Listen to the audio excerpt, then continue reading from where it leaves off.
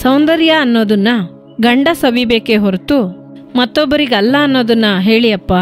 ನಾವು ಕರ್ತನ ಮಕ್ಕಳು, ಹೊರಗಿನ ಅಲಂಕಾರಕ್ಕೆ ನಾವು ಪ್ರಾಮುಖ್ಯತೆ ಕೊಡಬಾರ್ದು. ಅವಾಗ ನನ್ನನ್ನು ಅಲಂಕರಿಸ್ಕೋಬಾರ್ದಾ? ಎಲ್ಲೋದ್ರೂ ಅಸಹ್ಯವಾಗ ಹೋಗ್ಬೇಕು. ಇಂದು ಈ ವಾಕ್ಯವನ್ನು ಕೇಳುತ್ತಿರುವಂತಹ ದೇವರ ಮಕ್ಕಳೇ, ನೀವು ಯಾರಾಗಿದ್ದರೂ ಸರಿ, ಈ ಮಾತುಗಳನ್ನು ಕೇಳುತ್ತಿರುವಾಗಲೇ ನಿಮ್ಮನ್ನು ಕುರಿತು ನೀವೇ ಒಂದು ಪ್ರಶ್ನೆಯನ್ನು ಕೇಳಿಕೊಳ್ಳಿರಿ. ಇಂದು ನಾನು ಪರಿಶುದ್ಧವಾಗಿ ಇದ್ದೇನಾ?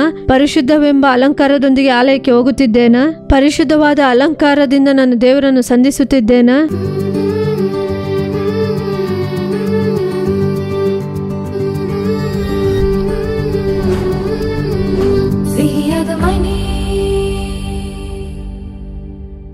ಪ್ರೀತಿಯ ಸಿಹಿಯಾದ ಮನೆ ವೀಕ್ಷಕರಿಗೆ ಯೇಸು ಕ್ರಿಸ್ತನ ನಾಮದಲ್ಲಿ ನಮ್ಮ ಪ್ರೀತಿಯ ವಂದನೆಗಳು. ಇಂದಿನ ಕಾರ್ಯಕ್ರಮದಲ್ಲಿ ಹೊರಗಿನ ಅಲಂಕಾರ ಬೇಡ ಎಂಬಂತ ಶೀರ್ಷಿಕೆಯಲ್ಲಿ ಕಾರ್ಯಕ್ರಮವನ್ನು ನೋಡಲಿದ್ದೇವೆ.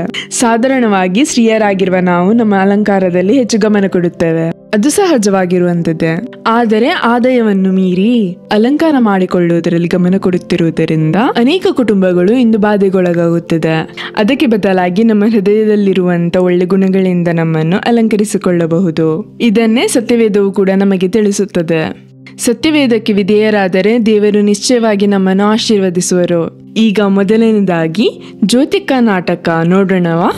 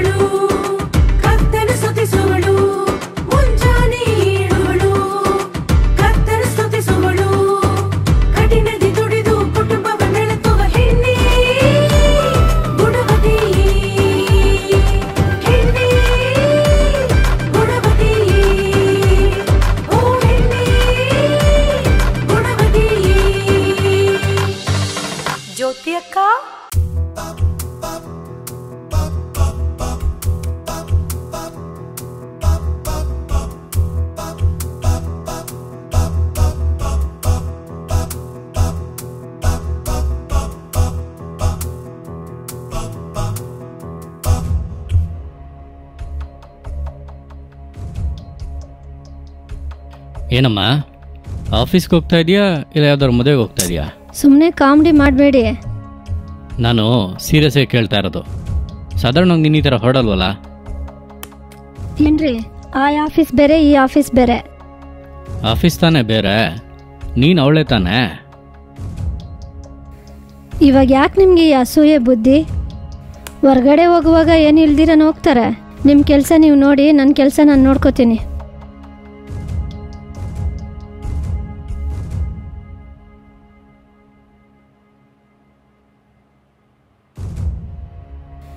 ಏನಂದ್ರೆ ನಾನು ಆಫೀಸ್ಗೆ ಹೋಗಿ ಬರ್ತೀನಿ. ಇವತ್ತು ಆಫೀಸಾ? ಹೌದು ರೀ. ಯಾಕೆ, ನೀವು ಆಫೀಸ್ಗೆ ಹೋಗಿಲ್ವಾ? ಇವತ್ತು ಸಾಟರ್ಡೆ ತಾನೇಮ್ಮ? ಹೌದು ರೀ. ಏನು ಮಾಡೋದು, ನಾನು ಆಫೀಸ್ಗೆ ಹೋಗ್ಬೇಕಲ್ಲ. ಮ್ಯಾನೇಜರ್ ಇವತ್ತು ಖಂಡಿತವಾಗಿ ಬರ್ಬೇಕಂತ ಹೇಳಿದ್ದಾರೆ.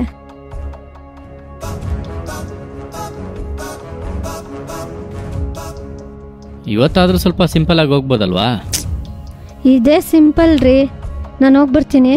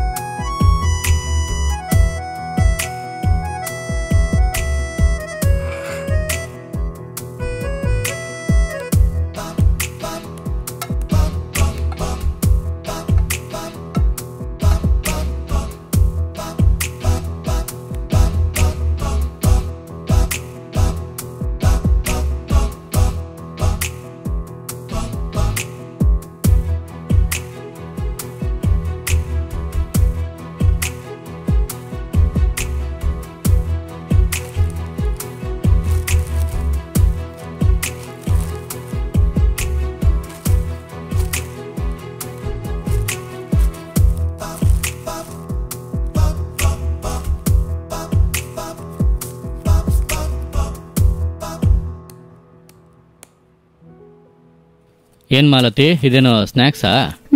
ತಿನ್ನೋದ್ರಲ್ಲೇ ಇರಿ. ಇದು ನನ್ನ ಮೇಕಪ್ ಥಿಂಗ್ಸ್. ಮೇಕಪ್ ಥಿಂಗ್ಸಾ? ಈಗಾಗಲೇ ಅದನ್ನು ನೀನು ತುಂಬ ಇಟ್ಕೊಂಡಿದ್ಯಲ್ವಾ? ಅದು ಬೇರೆ ಇದು ಬೇರೆ ರೀ. ಇದು ಹೆಂಗಸರ ವಿಷಯ, ಗಂಡಸ್ ನಿಮಗೆ ಗೊತ್ತಾಗಲ್ಲ. ಏನು ಗೊತ್ತಾಗ್ತಾ ಇದೆಯೋ ಇಲ್ವೋ, ನೀನು ಹೋಗ್ತಿರೋ ದಾರಿ ಸರಿ ಇಲ್ಲ ಅನ್ನೋದು ಮಾತ್ರ ಗೊತ್ತಾಗ್ತಾ ಇದೆ. ಹೌದು, ನನ್ನ ಕೊರತೆ ಹೇಳಿಲ್ಲ ಅಂದ್ರೆ ನಿಮಗೆ ಟೈಮ್ ಪಾಸೇ ಆಗಲ್ವೇ? Time pass?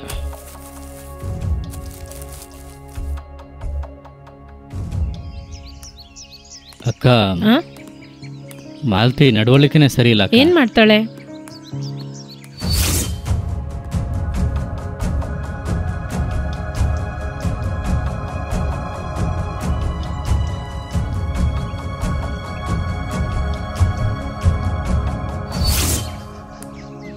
ನನ್ನ ಮಾತೇ ಕೇಳಲ್ಲ ಅಂತಾಳೆ.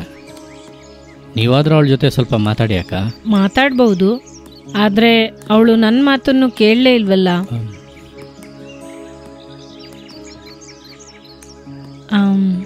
ನಾನು ಮಾಲತಿ ಅಪ್ಪನ ಹತ್ರ ಮಾತಾಡ್ತೀನಿ.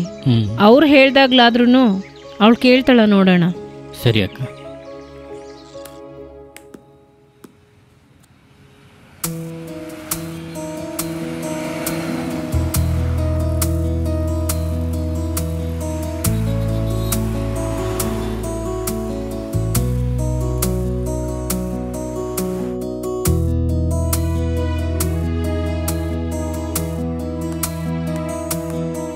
ಸರ್ ನಮಸ್ಕಾರ ಮೇಡಮ್. ನಮಸ್ತೆ. ಮೊಬೈಲ್ ಸರ್ವಿಸಿಗೆ ಕೊಟ್ಟಿದ್ನಲ್ವಾ? ನನ್ನ ತರ ನೀವು ಸರ್ವಿಸಿಗೆ ಕೊಟ್ಟಾಗ ಹೌದು ಸರ್. ಒಂದು ವೀಕಲ್ಲಿ ಸರ್ವಿಸ್ ಮಾಡಿ ಕೊಟ್ಬಿಡ್ತೀವಿ madam. Oh okay sir, thank you. Welcome madam.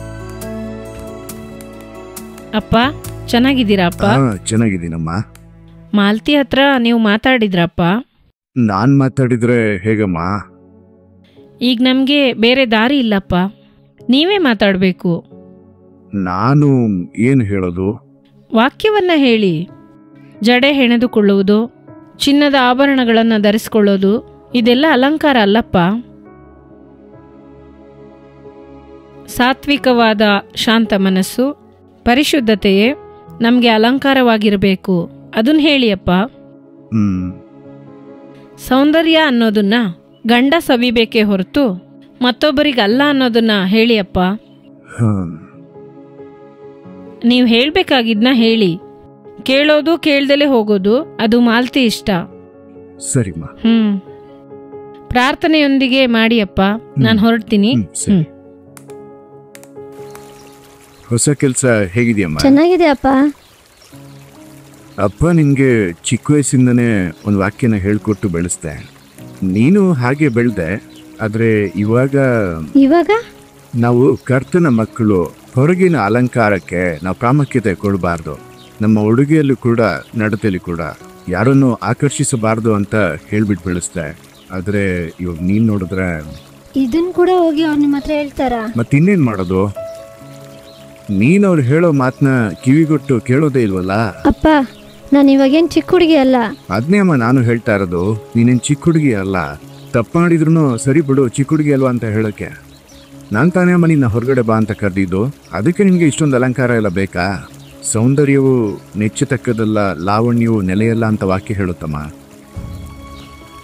ನೀನು ಹೊಸದಾಗಿ ಕೆಲಸಕ್ಕೆ ಜಾಯಿನ್ ಆದಾಗ್ಲಿಂದ ಸರಿನೇ ಇಲ್ಲ. ನಾನು ನಿನ್ನ ನಡವಳಿಕೆನೆಲ್ಲ ನೋಡ್ತಾನೆ ಇದ್ದೀನಮ್ಮ. ನೀನು ಮಾಯೆಯನ್ನು ಹಿಂಬಾಲಿಸ್ತಾ ಇದೀಯ, ಕರ್ತನ ವಾಕ್ಯವನ್ನ ಅಲ್ಲ. ಅವಾಗ ನನ್ನನ್ನು ಅಲಂಕರಿಸ್ಕೋಬಾರ್ದಾ? ಎಲ್ಲೋದ್ರು ಅಸಹ್ಯವಾಗ ಹೋಗ್ಬೇಕು? ನಾನು ಆ ಥರ ಹೇಳ್ತಾ ಇಲ್ಲಮ್ಮ. ನಾವು ಕರ್ತನ ಮಕ್ಕಳು. ನಾವೆಲ್ಲೇ ಹೋದ್ರೂ ಚೆನ್ನಾಗಿ ಹೋಗಬೇಕು. ಅದೇನೂ ತಪ್ಪಿಲ್ಲ. ಆದರೆ ಅದು ಮಿತಿಮೀರಿ ಹೋಗಬಾರ್ದು ಅಷ್ಟೇ. ಅತಿ ಆದರೆ ಅಮೃತನೂ ವಿಷನೇ ಅಮ್ಮ. ಅತಿ ಆದರೆ ಮೇಕಪ್ಪು ಕೂಡ ತಪ್ಪೆ. ಹಾಗಾದ್ರೆ ನನ್ನ ಇಷ್ಟ ಪ್ರಕಾರ ನಾನು ಇರ್ಲೇಬಾರ್ದಲ್ಲ? ಅದನ್ನೇ ತಾನೇ ಎಲ್ಲರೂ ಹೇಳ್ತಾ ಇದ್ದೀರಾ? ಇಲ್ಲ ಅಮ್ಮ, ನೀನೆಲ್ಲದನ್ನೂ ತಪ್ಪಾಗಿ ಅರ್ಥ ಮಾಡ್ಕೋತೀಯ. ನಾನಲ್ಲ, ನೀವೆಲ್ಲರೂ ನನ್ನ ತಪ್ಪಾಗಿ ಅರ್ಥ ಮಾಡ್ಕೊಂಡಿದ್ದೀರಾ. ನೀವು ನನ್ನ ಹತ್ರ ಮಾತಾಡಬೇಡಿ. ಅಮ್ಮ, ಮಾಲತಿ ಮಾಲತಿ ಮಾಲತಿ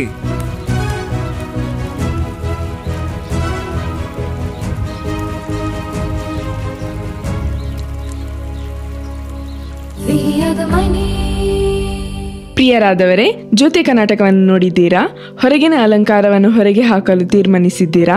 ಈಗ ನಿಮಗಾಗಿ ದೇವರ ವಾಕ್ಯವನ್ನು ಹಂಚಿಕೊಂಡು ಪ್ರಾರ್ಥನೆ ಮಾಡಲು ಸಹೋದರಿ ಅನಿತಾ ಭಾನು ಅವರು ಸಿದ್ಧರಾಗಿದ್ದಾರೆ. ಪ್ರಾರ್ಥನೆಯೊಂದಿಗೆ ದೇವರ ಸಂದೇಶ ಕೇಳಿರಿ. ದೇವರು ಇಂದು ನಿಶ್ಚಯವಾಗಿ ನಿಮ್ಮೊಟ್ಟಿಗೆ ಮಾತನಾಡಿ ನಿಮ್ಮನ್ನು ಆಶೀರ್ವದಿಸುವರು.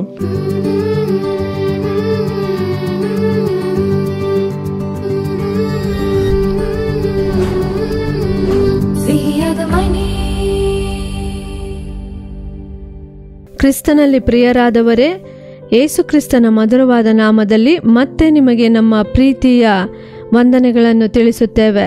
ಕ್ರಿಸ್ತನಲ್ಲಿ ಪ್ರಿಯರಾದವರೇ, ಸಿಹಿಯಾದ ಮನೆ ಕಾರ್ಯಕ್ರಮವನ್ನು ನೋಡುತ್ತಿರುವ ನಿಮಗಾಗಿ ನಾವು ದೇವರನ್ನು ಸ್ತುತಿಸುತ್ತೇವೆ.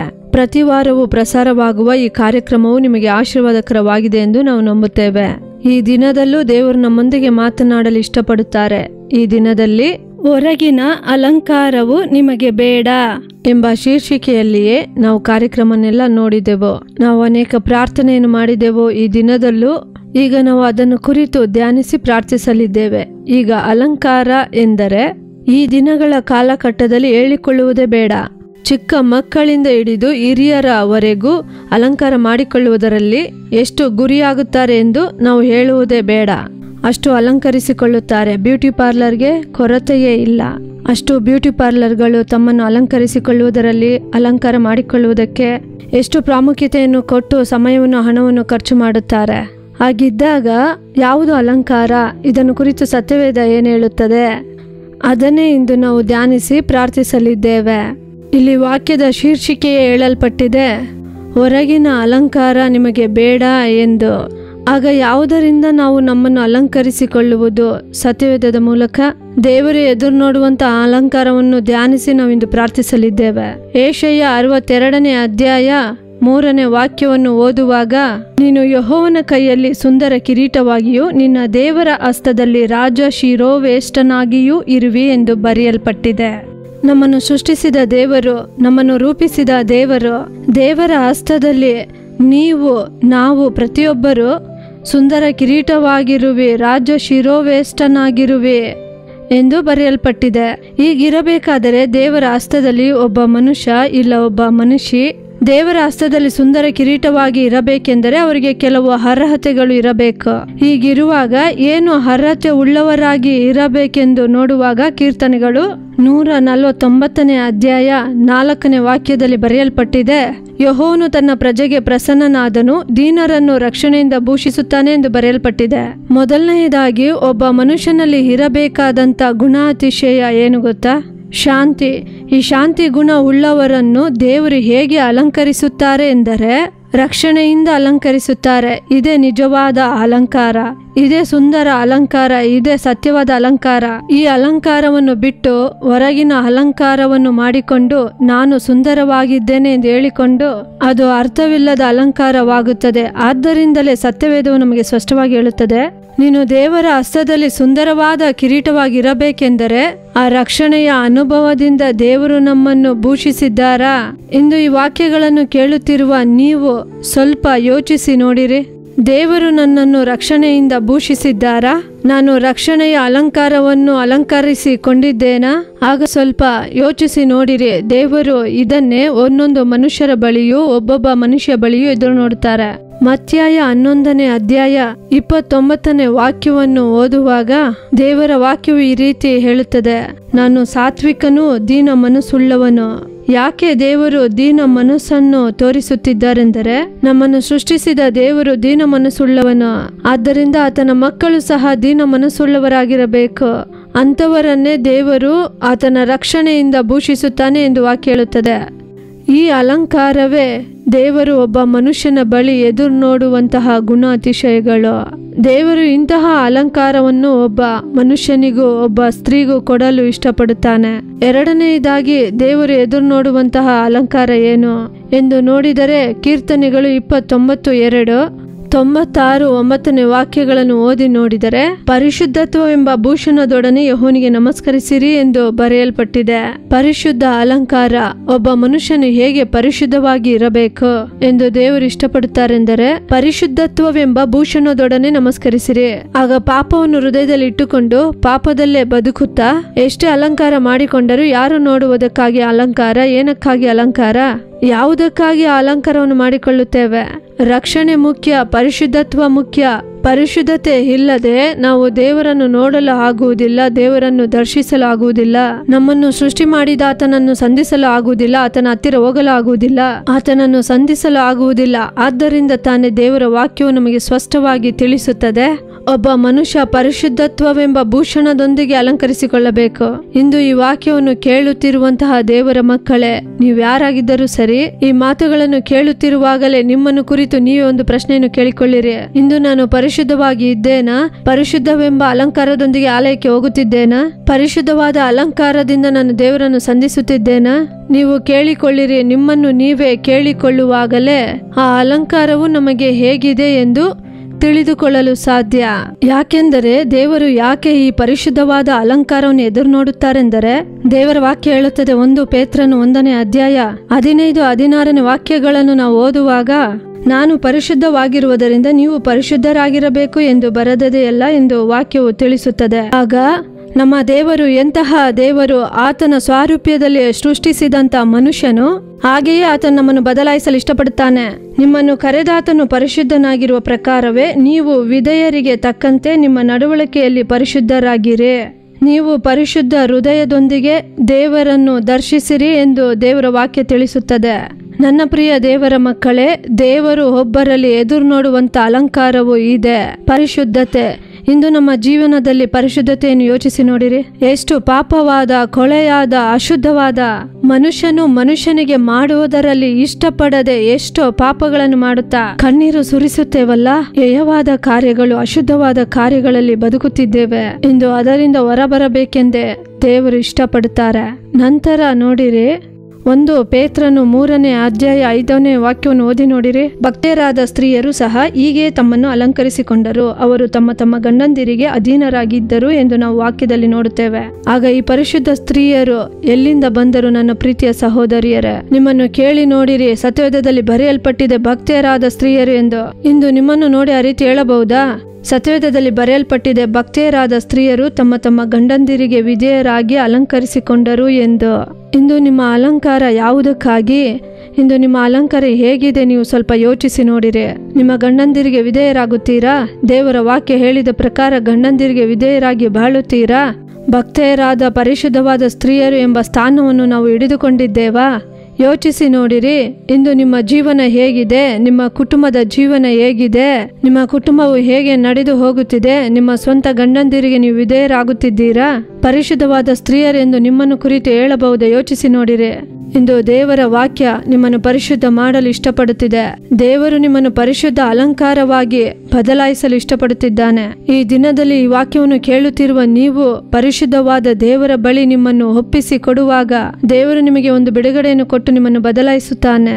ನಂತರ 3ನೇದಾಗಿ ದೇವರು ಒಂದು ಅಲಂಕಾರವನ್ನು ನಮ್ಮ ಬಳಿ ಎದುರು ನೋಡುತ್ತಾರೆ. 1 ಪೇತ್ರನು 3ನೇ ಅಧ್ಯಾಯ 5ನೇ ವಾಕ್ಯದಲ್ಲಿ ಬರೆಯಲ್ಪಟ್ಟಿದೆ, ಸಾತ್ವಿಕವಾದ ಶಾಂತ ಮನಸ್ಸು ಎಂಬ ಒಳಗಣ ಭೂಷಣವೇ ನಿಮ್ಮ ಅಲಂಕಾರವಾಗಿರಲಿ. ಇದು ಶಾಶ್ವತವಾದದ್ದು, ದೇವರ ದೃಷ್ಟಿಗೆ ಬಹು ಬೆಲೆ ಉಳ್ಳದ್ದು ಆಗಿದೆ. ಈ ಅಲಂಕಾರವು ಎಲ್ಲಿ ಇರುತ್ತದೆ ಎಂದರೆ ಹೃದಯದಲ್ಲಿ ಮರೆಯಾಗಿರಬೇಕು, ಶಾಂತವಾಗಿರಬೇಕು. ಒಬ್ಬ ಸ್ತ್ರೀಗೆ ಶಾಂತ ಮನಸ್ಸಿರಬೇಕು, ತಾಳ್ಮೆ ಇರಬೇಕು. ಸ್ತ್ರೀಯರು ಗಂಡಸನ್ನು ಮೀರಿ ಶಬ್ದ ಮಾಡಬಾರದು, ಪುರುಷರನ್ನು ಮೀರಿ ಕಿರಿಚಬಾರದು, ಪುರುಷರನ್ನು ಮೀರಿ ಮಾತನಾಡಬಾರದು. ಶಾಂತಿ ಇರಬೇಕು, ತಾಳ್ಮೆ ಇರಬೇಕು. ದೇವರು ನಮಗೆ ಸಂಗಾತಿಯನ್ನು ಕೊಟ್ಟಿದ್ದಾರೆ, ಒಂದು ಕುಟುಂಬವನ್ನು ಕೊಟ್ಟಿದ್ದಾರೆ.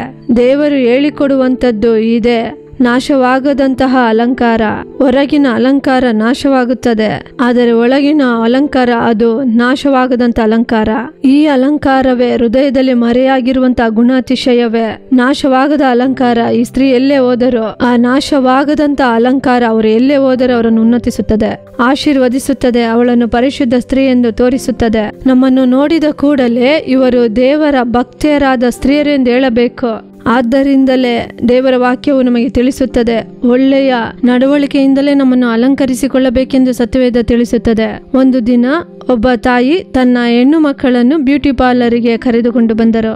ಆ ರೀತಿ ಕರೆದುಕೊಂಡು ಬಂದಾಗ ಅದರಲ್ಲಿ ಹಿರಿಯ ಮಗಳು ತಪ್ಪಾದ ಸಂಬಂಧವನ್ನು ಏರ್ಪಡಿಸಿಕೊಂಡಳು. ಅವಳಿಗೆ ಆಲೋಚನೆ ಹೇಳಬೇಕೆಂದೇ ಅವಳನ್ನು ಕರೆದುಕೊಂಡು ಬಂದಿದ್ದರು. ಇಬ್ಬರು ಹೆಣ್ಣು ಮಕ್ಕಳನ್ನು ಕರೆದುಕೊಂಡು ಬಂದಿದ್ದರು. ಆದರೆ ಹಿರಿಮಗಳನ್ನು ಕುರಿತು ಆ ತಾಯಿಗೆ ತುಂಬಾ ಚಿಂತೆ. ನನ್ನ ಮಗಳು ಈ ರೀತಿ ಮಾಡಿಬಿಟ್ಟಳು, ತಪ್ಪು ಮಾಡಿದಳು ಎಂದು ಚಿಂತೆ. ಆ ಇಬ್ಬರು ಮಕ್ಕಳು ತುಂಬ ಸುಂದರವಾಗಿದೆ. ಆ ಇಬ್ಬರು ಹೆಣ್ಣು ಮಕ್ಕಳು ತುಂಬ ಸುಂದರವಾಗಿದ್ದರು, ಚೆನ್ನಾಗಿ ಬೆಳೆಸಿದ್ದಾರೆ, ಚೆನ್ನಾಗಿ ಹೇಳಿಕೊಟ್ಟಿದ್ದಾರೆ. ಆದರೆ ಆ ತಪ್ಪಾದ ಕಾರ್ಯಕ್ಕೆ ಹಿರಿಯ ಮಗಳು ಸಿಕ್ಕಿಕೊಂಡಳು. ಆ ತಾಯಿಗೆ ತುಂಬ ವೇದನೆ, ಏಕೆಂದರೆ ಆ ತಂದೆಯು ಹಾರ್ಟ್ ಅಟ್ಯಾಕಿಂದ ಬಾಧಿಸಲ್ಪಟ್ಟು ಹಾಸ್ಪಿಟಲಿನಿಂದ ಮನೆಗೆ ಕರೆದುಕೊಂಡು ಬಂದಿದ್ದಾರೆ. ಆಗ ತನ್ನ ಮಗಳ ಕಾರ್ಯವನ್ನು ತಂದೆಯ ಬಳಿ ಹೇಳಲು ಆಗಲಿಲ್ಲ. ಆ ತಾಯಿ ಗಂಡನನ್ನು ನೋಡಿಕೊಳ್ಳುವುದಾ ಇಲ್ಲ ಆ ಮಗಳನ್ನು ನೋಡುವುದಾ, ತುಂಬಾ ವೇದನೆಯಿಂದ ಅವರು ಇಲ್ಲಿಗೆ ಕರೆದುಕೊಂಡು ಬಂದಿದ್ದರು. ಎರಡನೇ ಮಗಳು ಏನು ಗೊತ್ತಾ, ಅವಳು ಡಾಕ್ಟರ್ ಓದುವುದಕ್ಕಾಗಿ ಅಬ್ರಾಡಿಗೆ ಹೋಗುತ್ತಿದ್ದಾಳೆ. ಆಗ ಸಹೋದರಿ ನಮ್ಮ ಬಳಿ ಹೇಳಿದಂತ ಕಾರ್ಯ ಏನೆಂದರೆ, ದೇವರು ನಮಗೆ ಇಬ್ಬರು ಹೆಣ್ಣು ಮಕ್ಕಳನ್ನು ಕೊಟ್ಟರು, ಇಬ್ಬರು ಮಕ್ಕಳನ್ನು ಒಂದೇ ರೀತಿ ಬೆಳೆಸಿದೆ. ಆದರೆ ಒಂದು ಮಗಳು ಪಾಪಕ್ಕೆ ಸಿಕ್ಕಿಕೊಂಡಳು, ಮತ್ತೊಂದು ಮಗಳು ಈಗ ಡಾಕ್ಟರ್ ಓದುವುದಕ್ಕೆ ಅಬ್ರಾಡಿಗೆ ಹೋಗುತ್ತಿದ್ದಾಳೆ. ಈಗ ನಾನು ಅಳುವುದಾ ನಗುವುದಾ, ನಾನು ಏನು ಮಾಡಬೇಕೆಂದು ತಿಳಿಯುತ್ತಿಲ್ಲ ಸಿಸ್ಟರ್ ಎಂದು ಹೇಳಿ ತುಂಬಾ ಕಣ್ಣೀರು ಸುರಿಸಿದರು. ದೇವರ ಮಕ್ಕಳೇ, ಇಬ್ಬರು ಮಕ್ಕಳನ್ನು ಕುರಿತು ಆ ತಾಯಿ ಹೇಳುವುದು ನಗುವುದಾ ಅಳುವುದಾ? ಆ ಮಗಳನ್ನು ನೋಡಿ ನಾನು ಅಳಲ್ಲ, ಡಾಕ್ಟರ್ ಓದಲು ಅಬ್ರಾಡಿಗೆ ಹೋಗುತ್ತಿದ್ದಳಲ್ಲ, ಆ ಮಗಳನ್ನು ನೋಡಿ ನಾನು ಸಂತೋಷಿಸುವುದಾ? ಈಗ ನೀವೇ ಹೇಳಿರಿ, ಯಾವುದು ಅಲಂಕಾರ? ಇಬ್ಬರು ಹೆಣ್ಣು ಮಕ್ಕಳು ಒಂದಾಗಿಯೇ ಬಂದರು, ಆದರೆ ಯಾವುದು ಅಲಂಕಾರ ಎಂದು ನೀವೇ ಹೇಳಿರಿ. ಇದನ್ನೇ ದೇವರು ನಮಗೆ ಹೇಳಿಕೊಡುವುದು. ಒಳಗಿನ ಅಲಂಕಾರವೇ ಅಲಂಕಾರ, ಹೊರಗಿನ ಅಲಂಕಾರ ಅಲಂಕಾರವಲ್ಲ. ಈ ಅಲಂಕಾರದೊಂದಿಗೆ ನೀವಿದ್ದೀರಾ? ಈ ಮಾತುಗಳನ್ನು ಕೇಳುತ್ತಿರುವ ದೇವರ ಮಕ್ಕಳೇ, ನೀವ್ಯಾರಾಗಿದ್ದರೂ ಸರಿ, ನೀವು ಆ ರೀತಿ ಇದ್ದೀರಾ? ಯೋಚಿಸಿ ನೋಡಿರಿ, ನಿಮ್ಮ ಅಲಂಕಾರ ಯಾವ ರೀತಿ ಇದೆ, ದೇವರ ಮುಂದೆ ಯಾವ ರೀತಿ ಇದೆ, ಮನುಷ್ಯರ ಮುಂದೆ ಹೇಗೆ ಇದೆ, ನಿಮ್ಮ ನಡವಳಿಕೆಯನ್ನು ಯೋಚಿಸಿ ನೋಡಿರಿ. ಇಂದು ದೇವರ ಸಮ್ಮುಖದಲ್ಲಿ ಮೊಣಕಾಲು ಹಾಕಿಕೊಂಡು ಆತನ ಸಮ್ಮುಖದಲ್ಲಿ ಆ ಪರಿಶುದ್ಧವಾದ ದೇವರನ್ನು ದೃಷ್ಟಿಸಿ ನೋಡಿ. ನಾವೆಲ್ಲರೂ ಪ್ರಾರ್ಥಿಸೋಣವಾ? ದೇವರೇ, ಇಂತಹ ಅಲಂಕಾರವನ್ನು, ರಕ್ಷಣೆಯ ಅಲಂಕಾರವನ್ನು, ಆ ಪರಿಶುದ್ಧವಾದ ಅಲಂಕಾರವನ್ನು, ನಾಶವಾಗದ ಅಲಂಕಾರವನ್ನು ನನಗೆ ಕೊಡಿಯಪ್ಪ ಎಂದು ಕೇಳುವಾಗ, ಹಾಗೆ ದೇವರು ನಿಮ್ಮನ್ನು ಅಲಂಕರಿಸಿ ಆತನ ಕೈಯಲ್ಲಿ ನಿಮ್ಮನ್ನು ಅಲಂಕಾರ ಸ್ತ್ರೀಯಾಗಿ, ಪರಿಶುದ್ಧ ಸ್ತ್ರೀಯಾಗಿ ಆತನು ತನ್ನ ಕೈಗಳಲ್ಲಿ ನಿಮ್ಮನ್ನು ರೂಪಿಸುತ್ತಾನೆ. ನನ್ನ ಪ್ರೀತಿಯ ದೇವರ ಮಕ್ಕಳೇ, ನೀವು ಯಾರಾಗಿದ್ದರೂ ಸರಿ, ನೀವು ಎಂತಹ ಪಾಪದಲ್ಲಿ ಸಿಕ್ಕಿಕೊಂಡಿದ್ದರೂ ಸರಿ, ಎಂತಹ ಪಾಪದಿಂದ ನನಗೆ ಬಿಡುಗಡೆ ಆಗಲು ಆಗುತ್ತಿಲ್ಲ ಎಂದರೂ ಸರಿ, ಪರಿಶುದ್ಧ ಮಾಡುವ ದೇವರೊಬ್ಬರು ಇದ್ದಾರೆ, ಆತನು ನಿಮ್ಮನ್ನು ಪರಿಶುದ್ಧ ಮಾಡುತ್ತಾನೆ. ನಾವು ಪ್ರಾರ್ಥಿಸೋಣವಾ? ಪ್ರೀತಿಯ ತಂದೆಯೇ, ಈ ಸುಂದರವಾದ ಸಮಯಕ್ಕಾಗಿ ನಿಮ್ಮನ್ನು ಸ್ತುತಿಸುತ್ತೇವೆ. ಈ ಮಾತುಗಳನ್ನು ಕೇಳುತ್ತಿರುವ ಈ ಜನರಿಗಾಗಿ ನಾವು ನಿಮ್ಮ ಮುಖವನ್ನು ನೋಡಿ ಪ್ರಾರ್ಥಿಸುತ್ತಿದ್ದೇವೆ. ಅಪ್ಪ, ನೀವು ಪರಿಶುದ್ಧವಾದ ದೇವರು, ಪಾಪವನ್ನು ಹರಿಯದಂತ ದೇವರಪ್ಪ. ಅಪ್ಪ, ಇಂದು ಈ ಮಾತುಗಳನ್ನು ಕೇಳಿ ತಮ್ಮನ್ನು ಒಪ್ಪಿಸಿ ಕೊಡುವಂತ ಒಬ್ಬೊಬ್ಬ ಸ್ತ್ರೀಯರಿಗಾಗಿ, ಈ ಮಾತುಗಳನ್ನು ಕೇಳುತ್ತಿರುವ ಒಬ್ಬೊಬ್ಬರಿಗಾಗಿ ನಾವು ಪ್ರಾರ್ಥಿಸುತ್ತೇವಪ್ಪ. ಆ ಪರಿಶುದ್ಧವಾದ ಅಲಂಕಾರ ನನಗೆ ಬೇಕು ಎಂದು, ಆ ರಕ್ಷಣೆಯ ಅಲಂಕಾರ ನನಗೆ ಬೇಕು ಎಂದು, ಆ ನಾಶವಾಗದ ಅಲಂಕಾರ ನನಗೆ ಬೇಕು ಎಂದು ಯಾರೆಲ್ಲ ಪ್ರಾರ್ಥಿಸುತ್ತಿದ್ದಾರೋ ಅಪ್ಪ, ಅವರನ್ನೆಲ್ಲ ನಿಮ್ಮ ಅಲಂಕಾರದಿಂದ ನೀವು ಅಲಂಕರಿಸಬೇಕಾಗಿ ಪ್ರಾರ್ಥಿಸುತ್ತೇವೆ. ಅಪ್ಪ, ಅದುವೇ ನಿಮ್ಮ ದೃಷ್ಟಿಯಲ್ಲಿ ಬೆಲೆ ಉಳ್ಳದ್ದಪ್ಪ. ಅಪ್ಪ, ನಿಮ್ಮ ಪರಿಶುದ್ಧವಾದ ಹಸ್ತದಲ್ಲಿ ಒಬ್ಬೊಬ್ಬರನ್ನು ಒಪ್ಪಿಸುತ್ತೇವೆ. ಈ ಮಾತುಗಳನ್ನು ಕೇಳುತ್ತಿರುವಂತ ಒಬ್ಬೊಬ್ಬರನ್ನು ನಿಮ್ಮ ಹಸ್ತದಲ್ಲಿ ಒಪ್ಪಿಸುತ್ತೇವೆ. ಅಪ್ಪ, ನೀವು ಆ ರೀತಿ ಇವರನ್ನು ಪರಿಶುದ್ಧಪಡಿಸಿ ನಿಮ್ಮ ಪ್ರೀತಿಯಲ್ಲಿ ಇವರನ್ನು ಸೆಳೆದುಕೊಳ್ಳುವುದಕ್ಕಾಗಿ ಸ್ತೋತ್ರ. ನಿಮ್ಮ ರಕ್ತದ ಮಹಿಮೆಯಲ್ಲಿ ಇವರನ್ನು ಒಪ್ಪಿಸುತ್ತೇವೆ. ಕರ್ತನೆ, ನೀವು ಜವಾಬ್ದಾರಿ ವಹಿಸಿದ್ದಕ್ಕಾಗಿ ವಂದನೆ. ಅಪ್ಪ, ನಿಮಗೆ ಮಹಿಮೆ ಸಲ್ಲಿಸುತ್ತೇವೆ, ನಿಮಗೆ ಮಹಿಮೆ ದೇವರೇ. ಯೇಸುವಿನ ನಾಮದಲ್ಲಿ ಪ್ರಾರ್ಥಿಸುತ್ತೇವೆ ತಂದೆಯೇ, ಆಮೇನ್, ಆಮೇನ್. ಪ್ರಿಯರಾದವರೇ, ಈ ದಿನದ ಕಾರ್ಯಕ್ರಮ ನಿಮಗೆ ಆಶೀರ್ವಾದವಾಗಿತ್ತೆಂದು ನಾವು ನಂಬುತ್ತೇವೆ. ನೀವು ಹೊಂದಿದ ಮೇಲುಗಳನ್ನು, ಆಶೀರ್ವಾದಗಳನ್ನು ನಮಗೆ ತಿಳಿಸಲು ಮರೆಯಬೇಡಿ. ನಿಮ್ಮ ಪ್ರಾರ್ಥನಾ ಮನವಿಗಳು ಏನೇ ಆಗಿದ್ದರೂ ದೂರವಾಣಿಯ ಮೂಲಕ, ಇಮೇಲ್ ಮೂಲಕ ನಮಗೆ ತಿಳಿಯಪಡಿಸಿರಿ. ನಿಮಗಾಗಿ ಪ್ರಾರ್ಥಿಸಿ ಆಲೋಚನೆ ಕೊಡಲು ಸಹೋದರ ಮೋಹನ್ ಸಿ ಲಾಜರಸ್ ಅವರು ಮತ್ತು ದೇವ ಸೇವಕರುಗಳು ಸಿದ್ಧರಾಗಿದ್ದಾರೆ. ನೀವು ಈ ಕಾರ್ಯಕ್ರಮವನ್ನು ದೂರದರ್ಶನದ ಮೂಲಕ, ಯೂಟ್ಯೂಬ್ ಮೂಲಕ ನೋಡುತ್ತಾ ಇರಬಹುದು. ಯೇಸು ಬಿಡಿಸುತ್ತಾನೆ ಸೇವೆಗಳ ಎಲ್ಲ ಕಾರ್ಯಕ್ರಮಗಳನ್ನು ಸಹೋದರ ಮೋಹನ್ ಸಿ ಲಾಜರಸ್ ಅವರ ಆಶೀರ್ವಾದವಾದ ಸಂದೇಶಗಳನ್ನು ಕಂಫರ್ಟರ್ ಡಿಜಿಟಲ್ ಚಾನೆಲ್ ಮೂಲಕ ನೀವು 24 ಗಂಟೆಗಳು ನೋಡಬಹುದು. ಇದನ್ನು ನಿಮ್ಮ ಫೋನ್ಗಳಲ್ಲಿ, ಹಾಗೆಯೇ ನಿಮ್ಮ ಮನೆಯಲ್ಲಿ ಸ್ಮಾರ್ಟ್ ಟಿವಿ ಇದ್ದರೆ ಡೌನ್ಲೋಡ್ ಮಾಡಿಕೊಂಡು ವೀಕ್ಷಿಸಬಹುದು. ಶನಿವಾರ ಮತ್ತು ಭಾನುವಾರ ಪ್ರಾರ್ಥಿಸೋಣ ಬನ್ನಿ ಕಾರ್ಯಕ್ರಮವನ್ನು ನೋಡಲು ಮರೆಯಬೇಡಿ. ಪುನಃ ಮುಂದಿನ ವಾರ ಇದೇ ಕಾರ್ಯಕ್ರಮದಲ್ಲಿ, ಇದೇ ಸಮಯದಲ್ಲಿ ಸಂಧಿಸೋಣ. ಅದುವರೆಗೂ ದೇವರ ಕೃಪೆ ನಿಮ್ಮೊಂದಿಗಿರಲಿ. For further details and prayer support, Jesus Redeems Ministries, Nalamavadi, Thoothukudi District, 628-211. Our phone number 080-3545-4545. God bless you.